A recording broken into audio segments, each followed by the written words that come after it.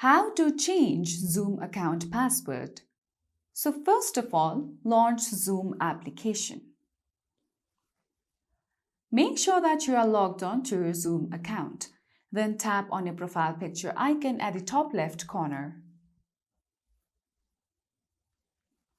From here, scroll down below and then tap on My Profile.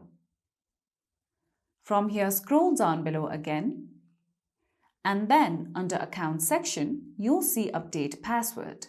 Tap on it. Now all you would have to do is enter in your old password.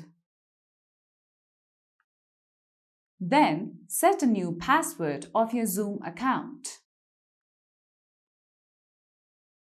Confirm your new password by re-entering it.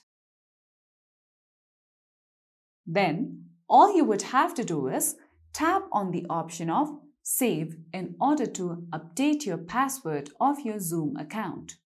So, follow these easy steps in order to change your Zoom account password. So that's it for today's video, and at last, don't forget to subscribe to our YouTube channel.